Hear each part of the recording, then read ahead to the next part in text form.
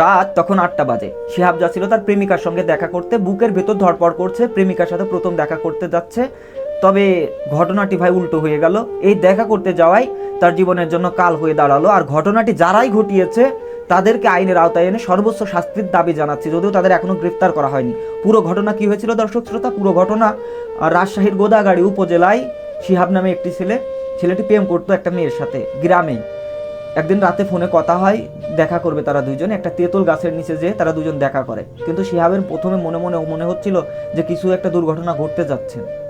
ঘটনাটি এইভাবেই হয়, তার কিছু প্রিয়জন মানে ওই যে মেয়ের সাথে প্রেম করতো সেই মেয়ের পরিচিত কিছু লোক, তার আত্মীয় স্বজন, ওরা ভাই ওত পেতে বসেছিল কখন শিহাব আসবে। যখন ওদেরকে দেখতে পারে, মানে হায়না বাহিনীকে যখন দেখতে পারে শিহাব, তখন দৌড় মারতে থাকে। দৌড়াতে দৌড়াতে একটা পুকুরের মধ্যে পড়ে যায়, কিন্তু রক্ষা হলো না, শেষ। তারা সেখান থেকে উঠিয়ে নিয়ে ভাই 7-8 জন মিলে তাকে উঠিয়ে নিয়ে আসে, পুকুর থেকে উঠিয়ে নিয়ে এসে মাথায় বেধুরভাবে আঘাত করতে থাকে, মানে জুতো দিয়ে মারতে থাকে, লাঠিচড় মারতে থাকে। কিন্তু শেষ পর্যায়ে শিহাব গুরুতরভাবে অসুস্থ হয়ে পড়ে, মাথায় আঘাত লাগে, প্রচণ্ড মাথায় আঘাত লাগে। মা এবং বাবা কিন্তু প্রচুর শোকাহত। মিজানুর রহমান, শিহাবের বাবার নাম মিজানুর রহমান, তিনি প্রচুরভাবে শোকাহত। তিনি গোদাগাড়ি থানায় একটি মামলা করেছেন। এটা কিন্তু হত্যা মামলা হিসেবেই নেওয়া হয়েছে। যারা হত্যা করেছে তারা পালিয়ে গিয়েছে।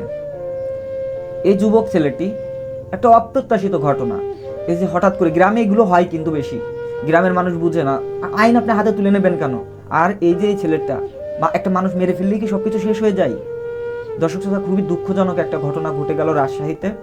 আর শিহাবের প্রাণটা ভাই শেষ হয়ে গেল। এই মারের জন্য তাকে কিন্তু রাজশাহীর মেডিকেল কলেজ হাসপাতালে ভর্তি করা হয়। 12 দিন পর চিকিৎসকরা তাকে মৃত ঘোষণা করেন। মেয়েটা কিন্তু কিছু হয়নি শিহাব, মেয়েটা কিছু হয়নি। তুমি শুধু তোমার প্রাণটা হারালে, আর তোমার মা বাবা সারা জীবন তোমার স্মৃতি নিয়ে বেঁচে থাকবে দুঃখ কষ্টে। সমাজের মধ্যে হরহামেশা এমন ঘটনা দর্শক শ্রোতা ঘটছে, খুবই দুঃখজনক। আমাদের দেশের মানুষ বুঝে না যে একজন একটা অন্যায় করে ফেলেছে, এর জন্য আইন আছে, আদালত আছে, কিন্তু আইন নিজের হাতে তুলে নিয়ে একজনকে, একটা মায়ের বুক খালি করা, এটা আদৌ সঠিক না, ঠিক না। আর যুবক ভাইরা, আপনারা সচেতন হন, এই ধরনের কাজকর্ম থেকে বিরত থাকুন। আর অবশ্যই যারাই কাজটা করেছেন, এই ধরনের মানুষ যারা আছেন ভাই, মানুষ মেরে ফেলা এটা কিন্তু রায় নয়। আইন তার আইন অনুযায়ী ব্যবস্থা গ্রহণ করবে। হত্যাযজ্ঞ বন্ধ করুন। মানুষ হত্যা মহাপাপ। আল্লাহ রাব্বুল আলামিন মানুষ হত্যাকে নিষেধাজ্ঞা করেছেন। যে একজন নিরীহ মানুষকে হত্যা করলো, সেজন্য সারা পৃথিবীর মানুষকে হত্যা করলো। ভাই, অপ্রাপ্ত বয়সে একটা প্রাণ চলে গেল, দুঃখজনক।